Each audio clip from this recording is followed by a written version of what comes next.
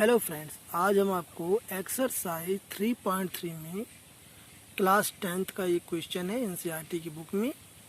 Question number 3, निम्नलिखित समस्याओं में रैखिक समीकरण युग्म बनाइए और उनके हल प्रतिस्थापन विधि, जिसे सब्स्टिट्यूशन मेथड कहते हैं, प्रतिस्थापन विधि द्वारा ज्ञात कीजिए। और इसमें पहला प्रश्न हमारे पास है, तीसरे का जो है पहला है, तीसरे का पार्ट 1 है। दो संख्याओं का अंतर 26 है और एक संख्या दूसरी संख्या की 3 गुनी है, उन्हें ज्ञात कीजिए। तो सबसे पहले जब इसको हम हल करेंगे तो यहाँ पे हम लिख लेंगे, तो सबसे पहले हम लिखेंगे आंसर और यहाँ लिख लेंगे माना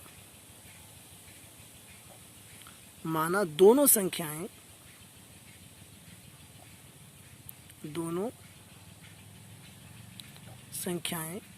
बराबर x और y हैं, x और y हैं, ये हमने मान लिया है। अब हम क्या करेंगे, अब हम प्रश्न के अनुसार जो है इनके जो समीकरण है वो हम बना लेंगे अकॉर्डिंग टू क्वेश्चन। तो यहाँ हमें लिखना होगा प्रश्नानुसार, और यहाँ हम देख रहे हैं कि दो संख्याओं का अंतर 26 है। तो एक संख्या x है, दूसरी संख्या y है, एक संख्या x और दूसरी संख्या y, और दोनों का अंतर माने घटा, और कितना है ये 26। ये हमारे पास आ गया समीकरण नंबर 1। दूसरी बात में क्या कह रहा है कि एक संख्या दूसरी संख्या की 3 गुनी है। तो एक संख्या जो है हमारे पास x है, दूसरी संख्या हमारे पास y है, तो एक संख्या दूसरी की 3 गुनी इस प्रकार से। तो ये x बराबर 3y, ये हमारे पास समीकरण नंबर 2। तो ये एक समीकरण 1 और ये समीकरण 2, ये हमारे समीकरण युग्म बन गए। ये क्या बन गए, हमारे समीकरण युग्म। ठीक है, अब हम क्या करेंगे, अब यहाँ लिखेंगे समीकरण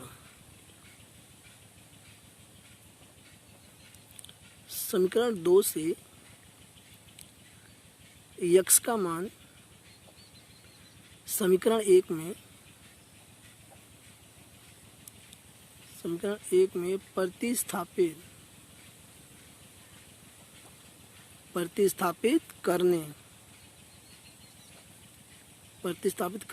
पर, देखिए जब हम प्रतिस्थापित कर देंगे x का जो मान है वो उठा के समीकरण 1 में x के स्थान पे यहाँ रख देंगे। तो x का मान कितना है 3y, तो यहाँ हम रख रहे हैं 3y और माइनस में y इज इक्वल टू है 26। तो 3y में से 1y जब घटेगा तो यहाँ हमें 2y प्राप्त होगा और बराबर है 26। ठीक है, अगले स्टेप में y यहीं रहेगा, 26 के नीचे 2 जो है तिर्य गुणे में आ जाएगा। तो जब ये 2 से इसको हम काटेंगे तो हमारे पास 13 आ जाएगा। कितना आ जाएगा, ये 13। अब हम क्या करेंगे, जो ये y का मान है इसको उठा के हम समीकरण नंबर 2 में जो है रख देंगे इस प्रकार जो है। ठीक है, तो हम यहाँ लिख रहे हैं यहाँ पे y का मान समीकरण 2 में रखने पर, जब हम समीकरण 2 में रखेंगे तो चूंकि समीकरण 2 हमारे पास क्या है, ये देखिए x बराबर 3y, तो यहाँ हम रखेंगे x बराबर 3 और y के स्थान पे क्या है, y का मान क्या है यहाँ पे 13, तो यहाँ हम रख देंगे 13। तो हमारे पास आ गया x बराबर 13, 26, 33, 39। तो यहाँ पे हमारे 2 मान आ गए, तो हमारे पास मान आ गया जो है x बराबर 39 इस प्रकार से, x बराबर 39 ये इस प्रकार से, x बराबर 39, और y जो हमारे पास आया है वो हमारे पास आया है यहाँ पे 13। और इसको हम ऐसे भी लिख सकते हैं कि x बराबर 39 और y बराबर 13। ये जो है ये जो हमारा है, ये हमारा जो है राइट आंसर है। तो एक बार आप फिर से देखिए इस प्रकार जो है, और ये प्रश्न हमें दिया गया था और हमने जो है मानने के बाद x और y 2 संख्या हमने मानी और इन दोनों के हमने 2 समीकरण युग्म बनाए।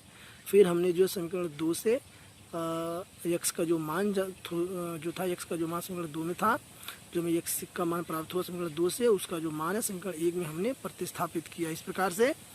और जो है फिर हमने जो है y बराबर 13 कैलकुलेट किया और y का जो मान है वो समीकरण 2 में हमने रखा जो है। इस प्रकार जो हमने x का मान प्राप्त किया और ये जो है समीकरणों का जो हल है और ये जो हल है ये हमें जो है प्रतिस्थापन विधि से प्राप्त हुआ है। x बराबर 39 y बराबर 13। और इसी के साथ वीडियो के पसंद आने पर लाइक शेयर और सब्सक्राइब करना ना भूलें। Thanks for watching.